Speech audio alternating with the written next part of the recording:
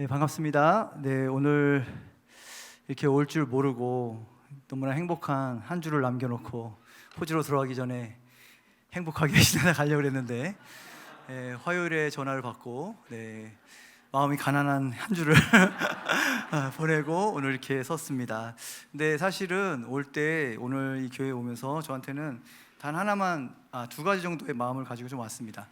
첫 번째로는 제가 영적인 가족, 우리 하나교회에 영적인 가족됨으로 와야겠다. 그냥 어떤 부담이나 어떤 대단한 것이 아니라 그냥 영적인 가족됨으로 와서 함께 하나님 한 아버지 밑에 있는 그 하나님의 마음을 좀 나누는 그런 시간이 됐으면 좋겠다라는 마음으로 왔고요. 두 번째로는 우리가 많은 그리스도인들의 별명이 있지요. 교회가 그리스도인을 부르는 별명들이 있습니다. 그 중에 제가 제일 좋아하는 별명이 뭐냐면 임재의 운반자입니다. 하나님의 임재를 운반한 자들이 크리스찬입니다. 우리가 어디를 가든 우리가 가는 것이 아니라 우리 안에 계신 살아계신 그 하나님을 운반하는 자들, 그 임재로 말미암아 우리가 섰는 그 영역 가운데 그분의 말씀이 선포되어지고 그 영원한 생명이 각 영역 가운데서 진짜 열매를 맺는, 그냥 거짓된 것들이 아니라 정말 어둠이 떠나가는 역사, 할렐루야. 그리고 그 생명이 심겨져서 진짜 열매가 나오는, 모조품이 아니라, 그리고 가치 없는 그런 쭉정이들이 아니라 정말 작은 말씀이라도 그것이 실제 생명을 가진 열매라면 그것이 심겨졌을 때 30배, 60배, 100배의 열매가 나오는 것이 하나님 나라의 원리입니다.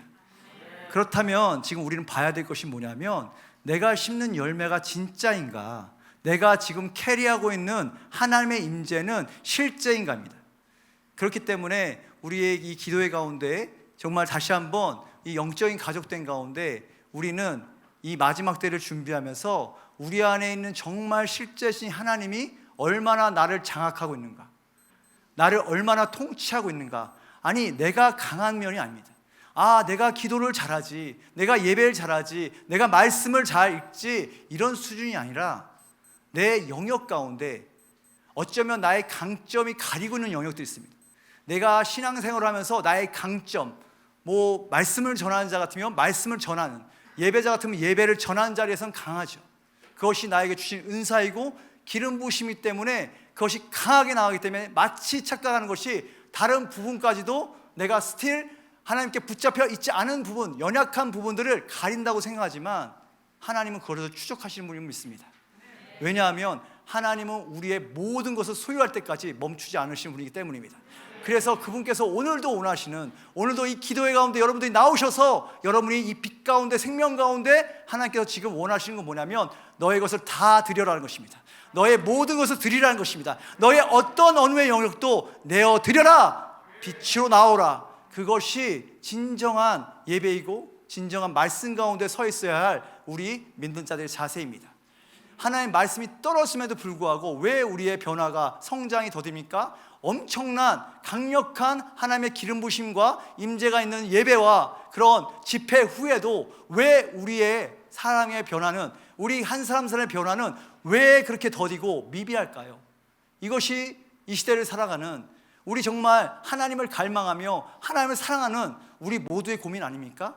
여기 앉아있는 누구도 성장하지 싶지 않고 변화하고 싶지 않은 사람이 어디 있습니까? 그렇죠. 다 갈망이 있어서 이 자리까지 나온 것이고, 갈망이 있으니까 기도하시는 것이고, 갈망이 있으니까 예배하는 것인데, 왜 그렇다면 우리가 그 기대하고 갈망하는 그만큼의 성장과 변화가 내 삶에서 일어나지 않는가? 이것에 대한 하나님은 대안을 갖고 계시다고 믿습니다. 하나님 이미 그분의 대안이 있으셨죠. 그분의 대안이 무엇입니까? 바로 예수 그리스도입니다. 예수 그리스도입니다. 우리가 이 땅을 살아가는 데 있어서 유일하게 우리에게 대안이 있다면, 만약에 우리가 마지막 솔루션이 있다면 그것은 바로 예수 그리스도, 그분 한 분이십니다. 그분 한 분을 아는 것에 여러분의 인생을 투자한 분이라면 여러분은 절대로 후회하지 않으실 것입니다. 만약 그분을 알아가면 알아갈수록 여러분 안에 그 모든 생명이 없는 것들이 살아나고 빛이 없는 것들이 다 어둠에서 떠나가며 회복되는 역사, 오늘도 그 예배 가운데, 말씀 가운데 그것들이 일어날 것을 선포합니다. 우리에게 흔히 말하는 영적 전쟁의 영역이 있습니다. 특별히 마지막 때 가운데 더욱더 지금 이 시대 가운데 사실은 이 영적 전쟁의 파고가 심히 커지고 있죠. 많은 분들이 얘기하는 그 영적 영역에 세 영역이 있습니다. 어디죠? 마음과 교회와 하늘의 영역입니다. 근데 실제로는요, 실제로 우리 영적 영역의 가장 큰 영역은 어디냐면 마음입니다. 보이지 않는 전쟁이란 책이 있습니다. 그 책을 보게 되면 영적 전쟁을 이렇게 표현합니다. 우리의 마음 가운데 일어나는 전쟁 가운데 원수는 사방으로 우리를 우겨싸고 있다는 겁니다. 사방으로 실제로 우겨싸고 있다는 겁니다. 영적 전쟁이 그냥 추상적인 그런 싸움이 아니라 우리의 생각과 마음과 모든 의지를 꺾기 위해서 내가 하나님께 드리려는 생각, 하나님께 가려는 그 사랑의 마음들과 나의 의지를 들여 순종하려는 것들을 그 사탄은 우리의 머리와 양옆과 앞뒤와 다리 밑에서 우리를 기다리며 우리의 생각이 하나님의 생각이 아닌, 우리의 마음이 하나님의 마음이 아닌, 우리의 의지가 하나님의 의지가 아닌 우리 혼의 만족과 혼의 타락한 본성에 따라 움직여질 때 그곳 가운데 들어오려고 지금도 호시탐탐 노리고 있다는 겁니다. 이 예배의 자리 가운데서도, 우리가 이 예배하고 기도하는 자리 가운데서 사탄은 절대로 우리를 쉬지 않고 바라보고 있는 것이죠. 그래서 교회는 항상 경계했습니다. 뭘 경계했습니까? 나의 생각이 어디 있는가? 나의 마음이 어디 있는가? 내가 지금 의지를 들여 순종하고 내가 힘쓰는 것이 무엇인가? 사랑하는 여러분, 사탄이 어디 있다고 믿으십니까? 사탄이 우리 머리 위에 있습니다. 무엇을 노리고요? 교만함. 우리의 생각이 교만하길 기다리고 있죠. 조그만 높아진 마음들, 조그만 우쭐된 마음들, 내가 비교하며 누군가보다 조금 낫다고 생각할 때 그 마음과 그 생각을 통해서 우리를 사로잡으려고 이 머리 위에 있다는 겁니다. 우리 앞에 있습니다. 우리의 미래에 대한 걱정, 두려움, 불안. 어떻게 이 팬데믹 끝날 때쯤에 제가 그 종교신문 같은 걸 하나 봤는데요, 팬데믹 이후 고구로 들어온 선교사들, 50대 선교사들 특히 갈 곳 없어. 다 그 보는 순간 마음이 무너지더라고요. 그러면서 갑자기 통장 잔고를 확인하게 되고 비트코인을 해야 되나? 아니면 부동산? 주식이 뜬다는데 생각이요, 농담 아니라 그냥 쭉 흘러가더라고요.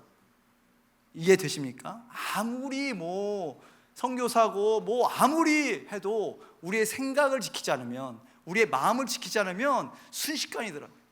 그게 무엇입니까? 미래에 대한 두려움, 불안, 걱정, 그것을 노리고 있다는 겁니다. 뒤에는 뭐가 있을까요? 뒤에는 뭐가 있을까요? 후회입니다. 수치심, 우리가 과거에 저지른 죄들, 그리고 후회들, 왜 그때 하지 않았을까? 왜 그때 못했을까라는 그 후회를 잡으려고 사탄이 노리고 있다는 겁니다. 왼쪽에는 뭐가 있습니까? 왼쪽은 우리가 함께 어깨를 나란히 하는 연합의 기름 부음이 있는 곳이죠. 시기하고 질투하고 연합을 깨는 그 마음이 들어오는 순간 이쪽에서 사탄은 공격하고 있는 것입니다. 오른쪽은 무엇입니까? 주의 즐거움이 있는 것입니다. 즐거움을 빼앗는 모든 우울함, 그런 것들로 사탄은 우리를 노리고 있고, 우리 발밑에서는 우리가 이 모든 생각들에 사로잡혀서 절망하고 무너지기를 기다리고 있다는 것입니다. 이게 영적 전쟁의 실체입니다. 결국 우리가 이 영적 전쟁의 이 실전에서 이길 수 있는 것이 무엇입니까? 결국 마음을 지키는 것입니다. 이 마음을 어떻게 지킬 것인가? 이 사방에서 노리고 있는 이 마음, 이 사탄이 우리를 노리고 있는 이 마음과 생각들과 의지를 어떻게 지킬 것인가? 이것이 우리의 관건인데, 문제는 이 시대에 말씀이 없습니까? 이 시대에 예배가 없습니까? 이 시대에 기도가 없습니까? 문제는 뭐냐면 이 마음을 담아낼, 이 하나님의 마음과 말씀과 하나님이 부어주신 것들을 담아낼 마음이 무너져 있다는 것입니다. 그래서 성경은 말하죠. 예레미야서에서 뭐라고 말합니까? 이스라엘 백성을 하나님이 책망하시면서 이렇게 말씀하십니다. 이들이 생수의 근원이 나를 버린 것과 스스로 웅덩이를 판 것, 스스로 물 담지 못할 웅덩이를 판 것이 이들의 죄라고 합니다. 무슨 말입니까? 생수의 근원 대신 하나님이 아닌 내가 스스로 나의 만족을 위해서 추구하고 생각하고 나아가고 있는 것들, 그것들이 결국 뭡니까? 마음이 무너져 있는, 마음이 깨져 있는, 결국 담을 수 없는 그런 웅덩이와 같다는 것입니다. 우리가 이 웅덩이가 회복되지 않는 한, 이 마음이 먼저 회복되지 않는 한, 아무리 엄청난 예배와 아무리 엄청난 말씀과 아무리 우리의 많은 기도와 말씀의 양에도 불구하고요, 결국 이 마음은 회복되지 않습니다. 결국 우리는, 여러분들이 이 자리에서 저와 여러분들이 먼저 회복되어야 할 것이 무엇이냐면 우리의 마음인 줄 믿습니다. 우리의 마음이 회복되어야 됩니다. 우리의 마음이 하나님의 그 기름 부심과 그 하나님의 마음을, 그 생명을 담아낼 수 있는 그 마음으로 회복되는 것, 그것이 저와 여러분의 인생의 목적이 되기를 축복합니다. 아멘. 우리가 신앙생활을 하다 보면 제일 중요한 몇 가지 원리가 있는데요, 오늘 제가 여러분과 나누고 싶은 것은 두 가지입니다. 신앙에 있어서 중요한 것이 두 가지가 있는데, 그것은 연결성과 연속성입니다. 이 시대를 이렇게 보면, 제가 그렇다고 이 세대를 잘 파악하거나 그렇지 않지만 그냥 제가 느껴지는 것들이 있습니다. 뭐냐면 모든 것들이 다 분절화되어 있다는 거예요. 모든 것이 되게 파편화되어 있다는 것입니다. 뭔가 연속적이고 계속해서 이어지는 것이 아니라 마치 이벤트처럼 빵빵 터지는 거 있는데, 이것이 연결되어지고 어떤 결과를 만들어내기 위한 인내와 어떤 그런 수고와 어떤 노력의 과정들이 없이 뭔가 한 번에 이루어지기 바라는, 사실 이게 우리가 알고 있는 포스트 모더니즘의 그런 특성 중에 하나죠. 뭔가 바로 열매가 나오는, 바로 바뀌고 바로 결과물이 나온 것들을 바라는, 사실은 그것이 바로 우리가 갖고 있는 이 핸드폰, 이 모바일 폰이 우리에게 준 악영향 중에 하나죠. 모든 결과물이 바로 나오지 않습니까? 특별히 MZ세대라고 불리는 우리 청년 세대에게서 가장 중요한 게 뭐냐면 바로 나의 기쁨과 만족을 채워주는 일들이 나오길 바라는, 그것이 어떤 것에 기인하는 거냐, 결국은 뭐냐면 우리가 이런 하나님의 영성성과 하나님 나라에 연결되지 않는, 그러니까 다시 말하면 우리의 시간대 속에서 하나님의 영원한 하나님 나라와의 연결이 끊어진 상태에서 벌어지는 그런 파편화와 분절화된 삶의 모습이라는 것이죠. 사랑하는 여러분, 우리의 시간은 영혼과 연결되어집니다. 우리의 시간은요, 우리의 이 공간은요, 하나님 나라와 하나님의 영원한 시간대에 들어가지 않으면 우리는 무엇을 위해 살까요? 당장 먹고 사는 것에 모든 것을 다 투자하게 돼 있습니다. 우리의 삶의 모든 연결성은 바로 하나님 나라와 연결되어야 되고 하나님의 시간대 연속성 가운데 이루어져야 되는 줄 믿습니다. 오늘 그러기 위해서 이렇게 어떻게 하면, 여러분과 제가 이 한 공간에서 만났지만 이 하나님의 이 공간 가운데서 어떻게 우리의 이 시간대가 하나님의 그 시간대 위에 맞물려지고 어떻게 이 연속성 가운데서 우리가 들어갈 수 있는지에 대해서 오늘 말씀을 통해서 함께 나누고 싶습니다. 오늘 말씀은 요한복음 2장 1절에서 11절입니다. 여러분 잘 아시는 가나의 혼인잔치 이야기입니다. 오늘 요한복음 2장 1절부터 11절 말씀, 이 말씀을 읽으실 때 사랑하는 여러분, 이게요 원리가 있습니다. 사람이 어떻게 변하냐고 아까 말씀드렸잖아요. 우리는 모두 영적인 존재들이 믿습니까? 우리는 다 하나님의 성령 가운데 거듭난 정말 성도들의 교제가 지금 있는 거잖아요, 그죠? 그럴 때 어떤 일이 생기냐면 사실은요, 말씀 하나가 우리 안에 심겨지는 겁니다. 그냥 말씀을 우리가 읽는 것이 아니고 저 말씀 가운데 작은 한 조각 빛이 내 안에 들어오는 겁니다. 우리는 그렇게 생각하죠. 많은 분들이 이런 얘기 하잖아요. 여기에 생각이 마음으로 가기가 너무 어렵다. 여기서 여기까지 가는 길이 너무 멀다. 근데요, 제가 요즘 깨달은 게 있습니다. 길이 없습니다. 길이 없습니다. 여기서 여기로 절대로 가지 않습니다. 아무리 뛰어난 가르침이 여기로 가는 건 거의 불가능합니다. 무슨 얘기냐? 여기로 길이 나 있습니다. 우리 마음으로, 그렇기 때문에 아까 계속 말씀드린 것지만 내 마음이 회복되어 있지 않으면 아무리 하나님의 진리의 말씀이 나한테 들어오는 길이 막혀있기 때문에 내 안에 심겨지지가 않는 거예요. 그렇다면 오늘 말씀을 읽을 때 그 빛을 구하셔야 됩니다. 이 말씀이 생명으로 내 안에 심겨지기를 구하셔야 됩니다. 그렇다면 나의 설교가 아니라, 제 설교가 아니라 이 말씀하시는 말씀들을 여러분 안에서 생명을 취할 때 결국 그것이 나를 변화시킬 줄 믿습니다. 우리 목사님, 고목사님 기억나실지 모르지만 제가 처음으로 풀타임 할 때가 오늘 왔는데 생각이 났어요.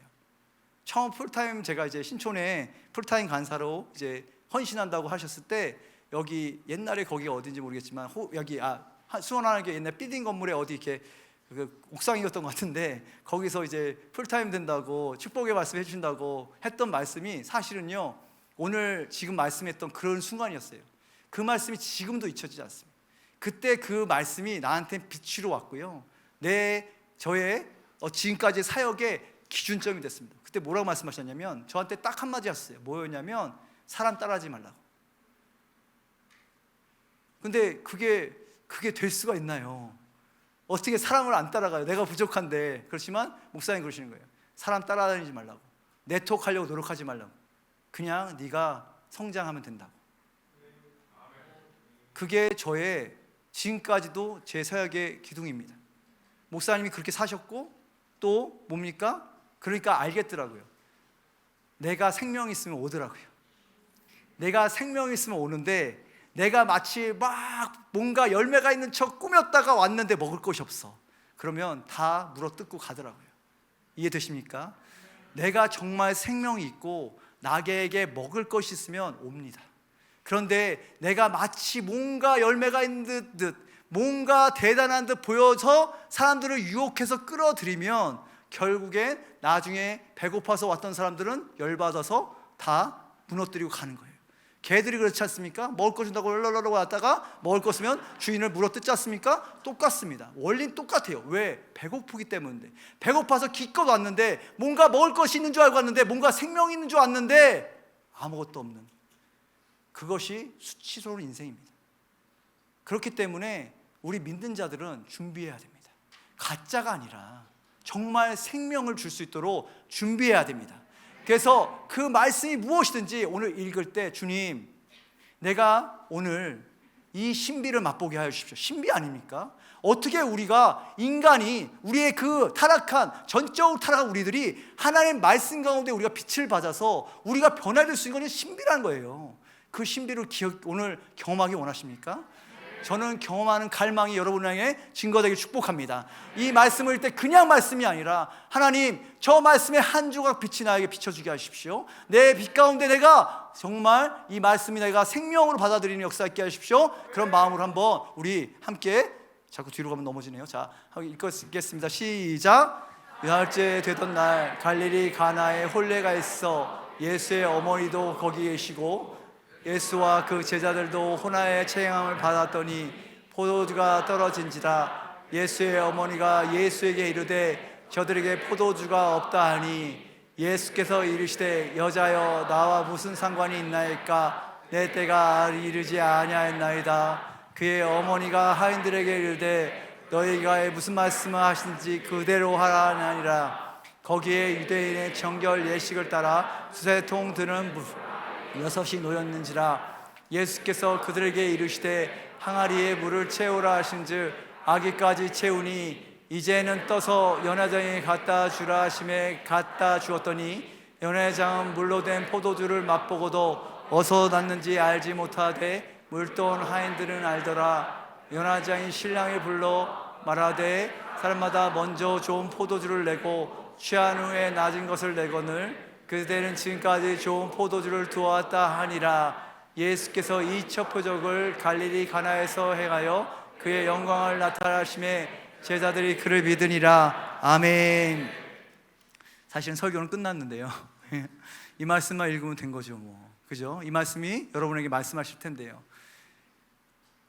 이 말씀을 사실은 이 말씀 자체로 믿고 또 이 말씀 자체로 알고 있는 이 사건으로 우리가 이해하면서 이 가운데 말씀하시는 거 듣는 것도 중요하지만 오늘은 조금 다른 이야기를 해볼까 합니다. 뭐냐면 이 사건이 어떠한 연속성에서 일어났는가. 우리가 단지 이 가나의 혼인잔치의 한 사건을 그냥 얘기할 때도 너무너무 엄청난 풍성함이 있죠. 예전에 하나교회에서 우리가 그 성경 공부로 했던 그 요한복음 교재가 있거든요. 보신 분 있으세요 혹시? 예전에 요한복음 성경 교재, 이 진짜 어마어마한 자료인데 아직 있어요. 이 요한복음 성경 공부에서 한 번도 예수님을 인격적으로 영접하지 못한 사람이 없을 정도의 파워풀한 그 빨간 줄 막 쳐져 있는 그 옛날 노트가 저한테 있어요. 그 정말 곡보 같은 건데, 그랬을 때 이 마지막 이 장면에서 우리가 항상 이 우리 성경 공부하는 사람에게 요구하는 게 있지 않습니까? 여러분, 당신의 일생은 그 맹물 같은 인생 아닙니까? 예수를 만나십시오. 포도주 같은 인생이 변합니다. 할렐루야! 이러면 거기서 끝났는데, 사실은 이 말씀에 어마어마한 더 풍성함들이 있죠. 그런데 사랑하는 여러분, 지금 우리가 살고 있을 때요, 벌써 우리는 지금 신년 이렇게 기도회로 모였잖아요. 그런데 오늘 여기 장식된 것은 상탄 예배를 위한 장식 맞지요? 사실은 이게 굉장히 의미가 있거든요. 성탄이 하루 끝났을까요? 예수 그리스도가 성신하신 사건 하나가 그냥 25호일 하나로 끝나는 사건일까요? 아니란 말이죠. 사실은 어쩌면요, 십자가와 부활보다 더 중요한 것은 성육신입니다. 하나님이 인간을 오신 것 자체가 어떠한 기적보다도 더 놀라운 기적이죠. 그래서 우리가 이 가나안 혼인잔치를 이해하기 위해서 우리는 조금은 거슬러 올라가야 될 필요가 있습니다.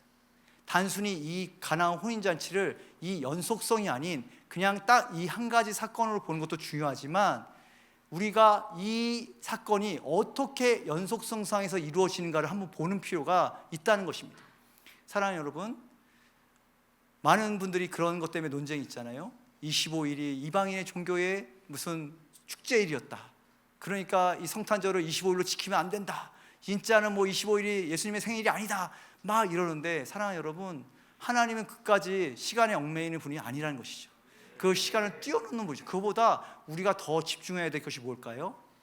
그럼 예수님은 어떠한 삶을 통해서 이 시간대를 살아셨는가? 이 땅에서 예수님은 어떠한 상황들과 어떠한 사건들을 통해서 우리에게, 우리 인간이 되셔서 우리 인간된 우리에게 무엇을 회복하려 하셨는가라는 그 메시지를 받는 것이 더 중요한 거 아닙니까? 잘 따라오고 계십니까? 제가 이상한 얘기하는 거 아니죠?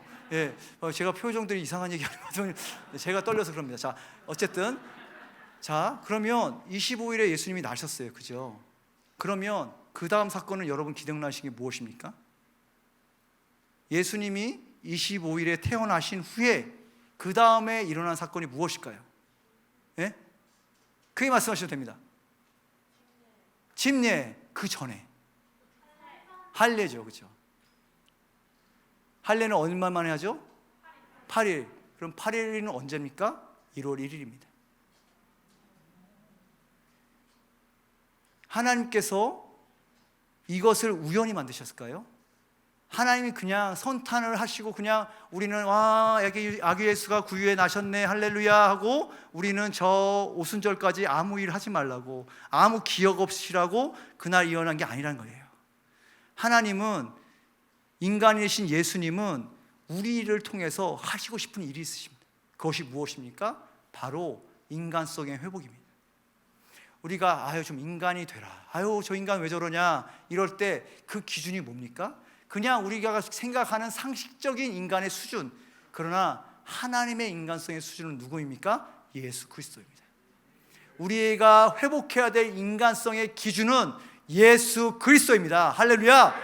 그렇다면 예수님의 목적은 무엇이냐면, 어떻게 하면 우리에게, 어떻게 하면 이 땅의 그 수치와 비천함, 성경에서 말하는 수치와 비천함은 우리의 죄로 인한 비천함과 수치함도 있지만, 정말 수치와 비천함은 뭐냐면 하나님의 영광에서 멀어져 버린, 하나님의 창조의 원형에서 타락해버린 우리의 인간성이 회복되는 것, 그것이 진짜 수치와 비천함을 벗어나는 것이란 말입니다.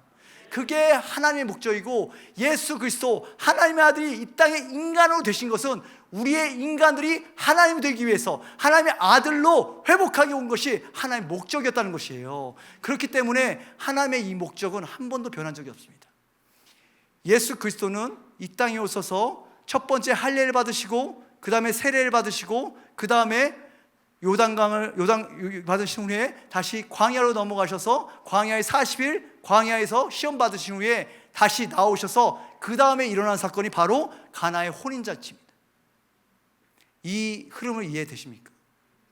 이 사건 어느 것도 예수 그리스도께서 이 땅에서 삼위 하나님과 작정하지 않으신 일이 없다는 거예요. 하나님이 이 연속성상에서 우리의 모든 역사를, 그 하나님의 구원의 역사를 지금도 이루어 가신다는 것입니다. 할렐루야. 그렇기 때문에 여러분, 이 연속성을 이해하는 게 중요합니다. 여러분 인생 가운데 지금 어떤 일이 있습니까? 어떤 어려움이 있습니까? 문제가 있습니다. 근데 그것이 단순히 이때의 어떤 실패와 좌절의 문제가 아니라 이것은 이 연속성 가운데 하나님이 이루어가고 하자 하시는 하나님의 이야기 가운데 뭔가의 연결 때문에 허락하신 것이지 절대로 거기서 끝나버리는 이야기가 아니라는 것입니다. 근데 이것을 끝나버리는 이야기로 만들려고 하는 그 좌절과 실패와 낙담과 우리 무너뜨리고 하는 것이 사탄의 계획이고, 그러나 만약 우리가 이 이야기들을 하나님의 영원성과 연결하는 순간 우리의 실패와 좌절은 더 이상 실패와 좌절이 아니고 하나님이 이루실 그 하나님의 어마어마한 구원 역사 가운데, 하나님이 우리를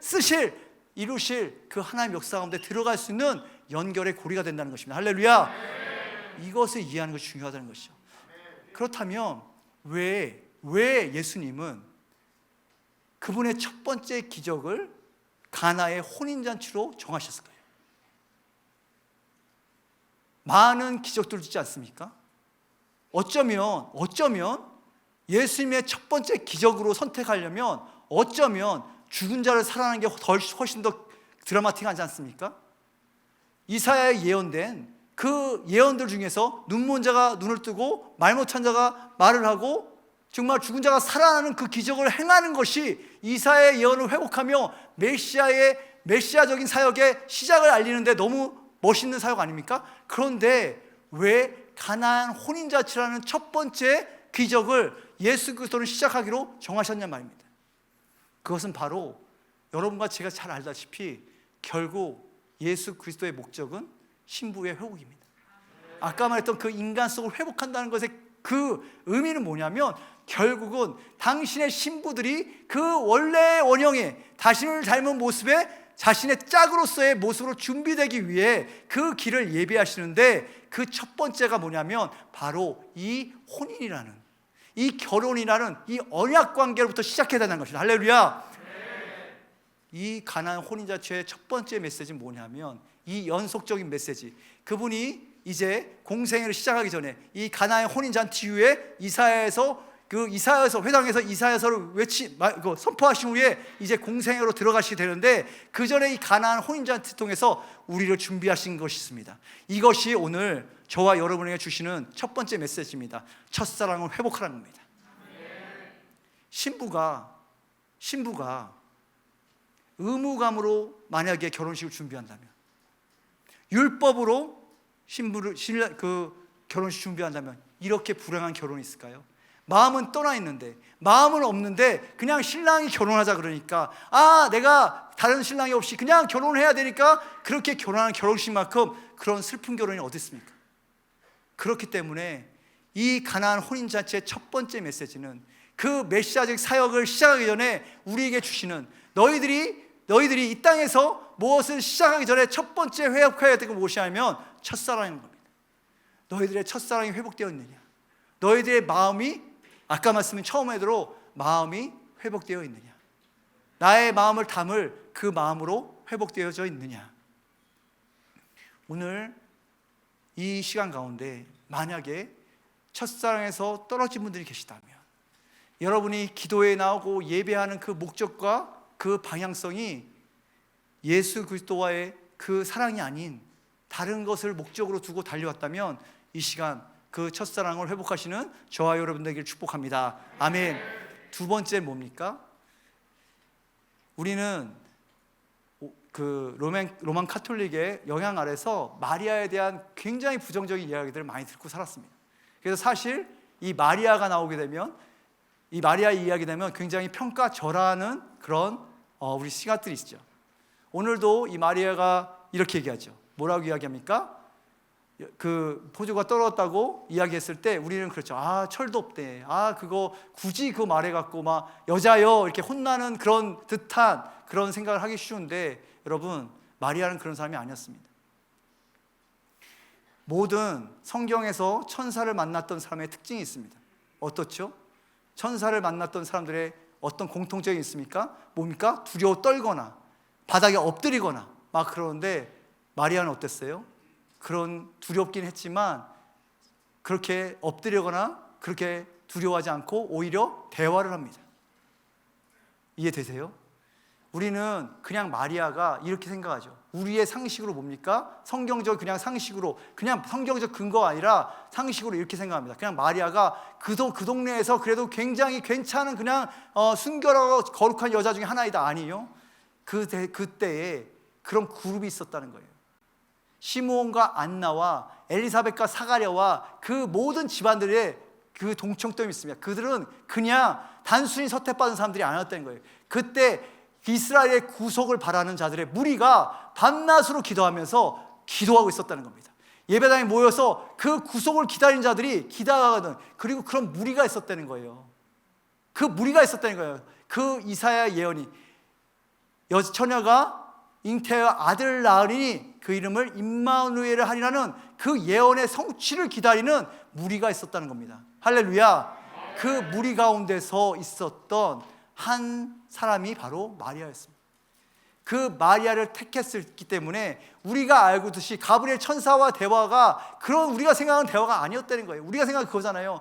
어찌 이런 일이 있을 수 있습니까? 되물었을 때 우리는 그렇게 하죠. 아니 어떻게 처녀가 애를 낳아요? 그런 일이 어떻게 있을 수 있습니까? 라고 하지만 실제적인 이 대화의 원래 내용은 뭐냐면 정말 그 예언이 나에게 이루어지는 것입니까? 처녀가 잉태하여 아이를 낳으리니 그를 임마누엘 하는 그 예언이 나에게 이루어짐이라고 지금 가브리엘에게 확인하는 거라는 거죠. 이해되십니까? 마리아는 우리가 생각하는 대로 그냥 철모르는 처녀가 아니었다는 거예요. 철모르는 여자가 아니라 정말 깊은 그 이스라엘 구속을 기다리는 관계였던. 그렇기 때문에 지금 이 본문도 이러한 배경 가운데 이해하지 않으면 철모르게 아들에게 붙어가는 그런 어머니의 모습이 아니라, 그러니까 그 다음에 분명히 알았잖아요. 내 때가 이르지 않았다라는 그 말을 들었을 때 뭐라고 합니까? 하인들한테 무슨 말씀을 하든지 그대로 하리라. 이 대화가 누구랑 어떤 대화랑 비슷합니까? 천사 가브리엘과 마리아의 대화가 동일하게 이어지죠. 그대로 되리라. 그 말을 알고 있었던 마리아가 지금 이 아들 예수가 지금 이제 메시아적 존재로 이제 메시아의 사역을 풀어낼 텐데, 그렇다면 준비해야 된다. 그 준비가 뭐였습니까? 정결 예식에 드는 통에 물을 담는 것이었습니다. 6개나 되는. 사실 그 통은요, 물이 비면 안 되는 겁니다. 그 통은 비어 있으면 안 되는 통이에요. 왜 그렇게 됐을까요? 왜 그 통이 비었을까요? 마찬가지죠. 포도주가 떨어진 거랑 마찬가지인 겁니다. 감당할 능력에, 감당할 양 밖에 많은 손님들이 온 겁니다. 그러니까 그 정결 예식의 통에 들어가야 되는 물이 비어 있는 것이고 포도가 떨어진 거라는 거예요. 이것을 무엇을 얘기합니까? 바로 우리의 상태입니다. 우리의 비어있는 상태. 우리가 비어있는 상태에서는 절대로 어떠한 것도 생명이 나갈 수 없다는 거예요. 우리가 비어있는 빈통으로는 겨우 가져다 줘봐야 아무 맛도 없는 맹물만 가져다 줄 수밖에 없다는 겁니다. 예수 그리스도께서 이 메시아의 사역을 시작하실 때 우리에게 주는 메시지 뭐냐면 그 정결 예식을 통해 쓰는 물을 채우듯이 너희를 채우라는 것입니다. 너희를 채우라는 것입니다. 우리를 채우라는 것이 뭘로요? 기도와 말씀으로. 기도와 말씀으로 채우라는 거예요. 예전에 이런 일화가 있습니다. 어떤 수도사가 자기 제자에게 물을 떠오라고 시킨 거예요. 이게 양쪽으로 이렇게 드는 물통 2개 이렇게 지게 있잖아요. 그걸 들고 가는데 갔다 보니까 한 2km를 갔다 오는 먼 길을 갔다 왔는데 물이 하나도 안 나는 거예요. 알고 봤더니 이 물통 밑이 이렇게 구멍이 나 있던 거죠. 물이 다 새버린 거예요. 그런데 그 수도사는 다시 또 오라고 시킨 거예요. 또 간 거예요. 어떻게 됐겠어요? 또 샜죠. 근데 이거를 계속해서 매일 반복하는 겁니다. 당연히 미친 짓 아닙니까? 뭔 짓을 하는 거야 이게? 우리가 생각하는 무슨 개훈련이라고 뭐 그런 거잖아요. 계속 시켰는데 그러다가 이제 마지막에 딱 일주일이 지났는데 그 수도사가 그 제자에게 물어본 거죠. 이제 좀 깨달았느냐? 딱 그런 거죠. 여러분 깨달으셨습니까? 안 갔다 오셨군요. 갔다 오셔야 됩니다. 제가 말을 갔다 오셨어야죠. 뭡니까? 당연히 못 깨달았죠. 아니 도대체 왜 일을 시키시니까 물도 못 닿는 통을 갖다가 나보러 왜 이 통을 갖다가 왔다가 시키셨습니까? 그랬을 때 수도사의 얘기가 뭐냐면, 야, 넌 깨닫지 못했냐? 통이 깨끗해졌잖아. 통이 깨끗해졌잖아. 사랑하는 여러분, 우리는 기적을 바라죠. 만약에 포도주가 떨어졌어요. 우리의 문제가 생겼어요. 우리는 기도해서 바로 응답되기 바라죠. 마치 이런 거죠. 내가 물을 그 정결식의 통에 넣을 때마다 포도주로 바뀌는 거예요. 넣을 때마다 바뀌면 얼마나 신나겠습니까? 우리의 사역이, 우리의 기도가 이렇게 응답되기 바라지 않으십니까? 그게 우리의 마음이에요. 그런데 하나님은 뭐라고 말씀하십니까? 그 통이 깨끗하여질 때까지, 그 통이 찰 때까지 채우라는 거예요. 순종하라는 겁니다. 내가 목적이 기도 응답이 아니라는 거예요. 내 신앙의 생활의 목적이 단순히 기도 응답되고 상황의 문제가 해결되는 것이 아니라 이것을 채우는 것. 내가 정결하여지고 거룩하여져서 결국에 이 기적이 언제 일어납니까? 그 통에 있는 물이 포도주로 바뀌어서 연회장에게 갖다 준 게 아니에요. 맹물을 떠서 연회장에게 갖다 줬더니 거기서 변한 거예요. 이해가 되십니까?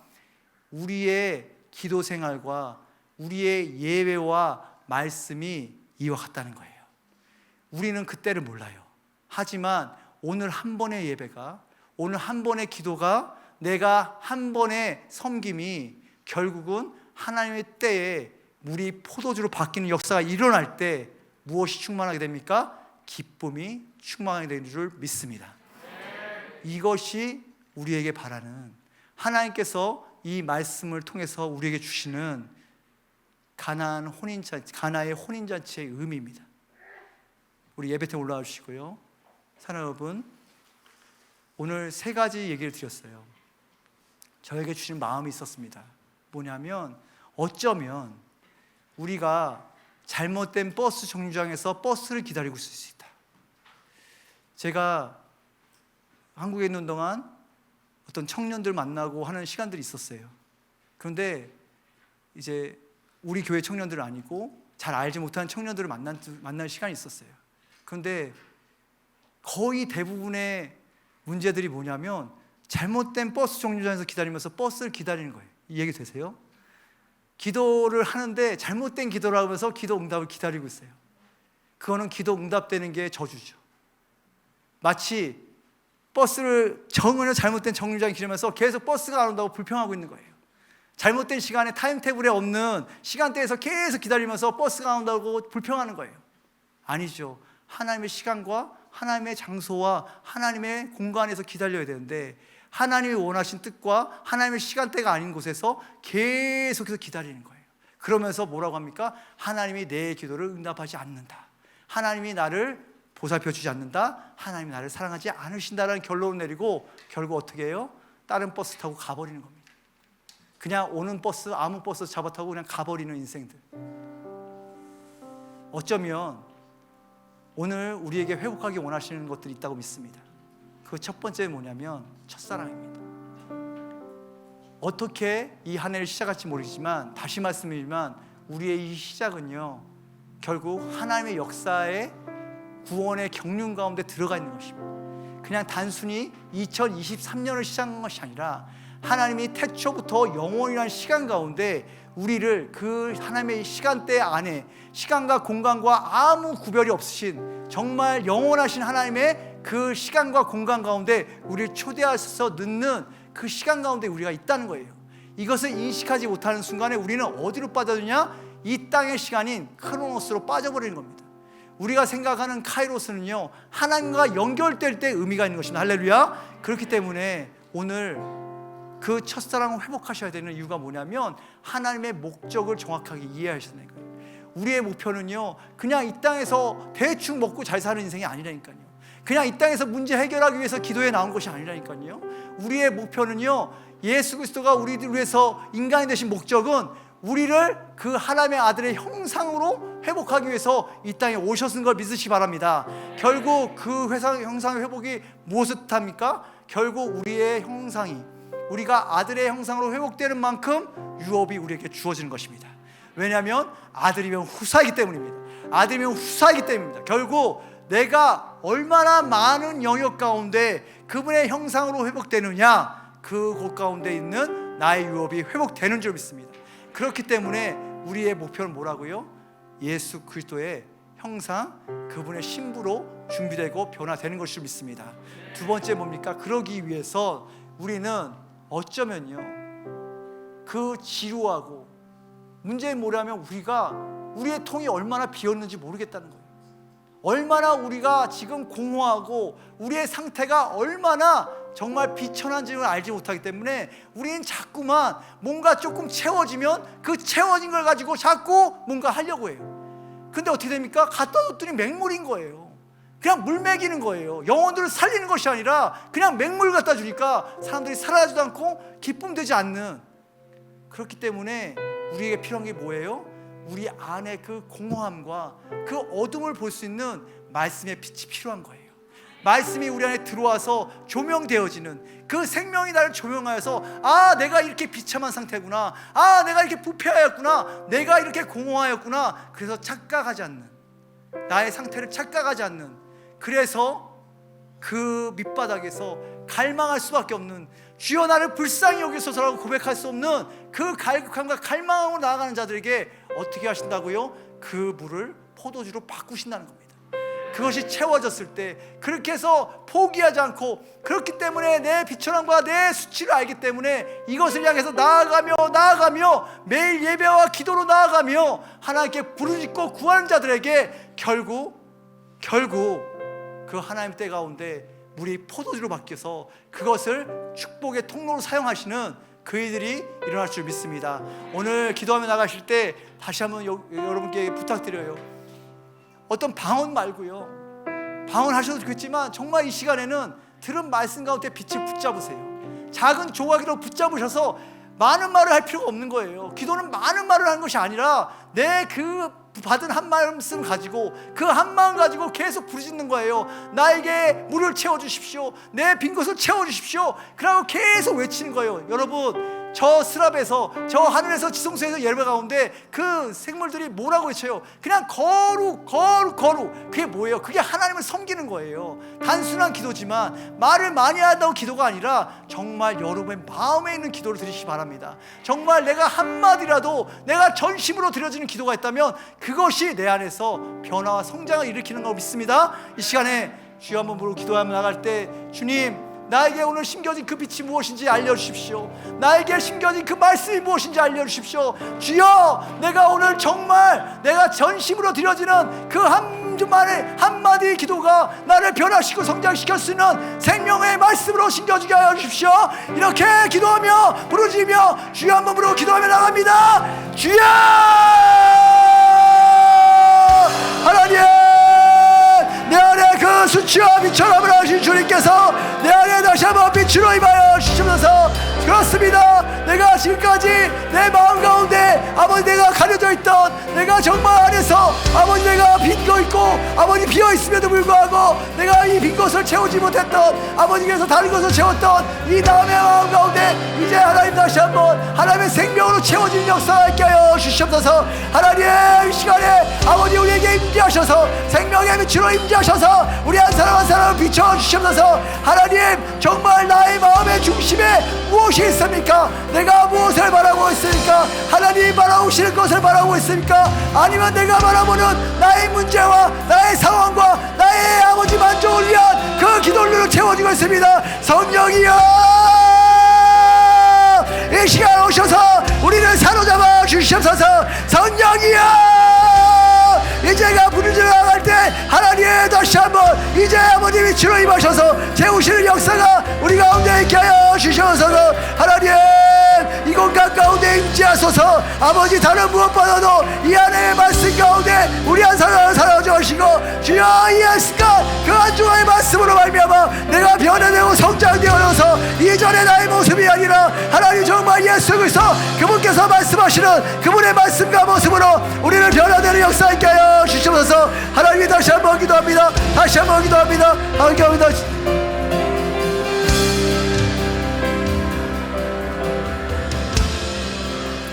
우리 한번 두 번째로 기도할 때는 이번에는 이제 부르짖었으면 좋겠습니다. 이제 그 말씀 가운데 우리의 심겨진 하나님께서 오늘 주신 말씀들을 했다면 이제는 부르짖는 기도를 하겠습니다. 하나님 들어주시옵소서. 다시 한번 성령님을 초청하며 이 시간에 성령님 오시옵소서. 성령님, 내 안에 심겨진 그 말씀을 붙잡고 이제 나와 함께 걸어가시며 나와 함께 동행하시며 하나님 그 기름 부으심으로 하나님 우리를 채우시고 그 하나님의 능력으로 우리를 덮으셔서 하나님 사람의 힘으로 할 수 없을 때 오직 성령으로 힘으로 된다는 그 말씀대로 성취하여 주시옵소서. 이 시간에 한번 예수 그리스도의 이름, 주여 이름 한번 함부로 기록해 나갑니다. 주여!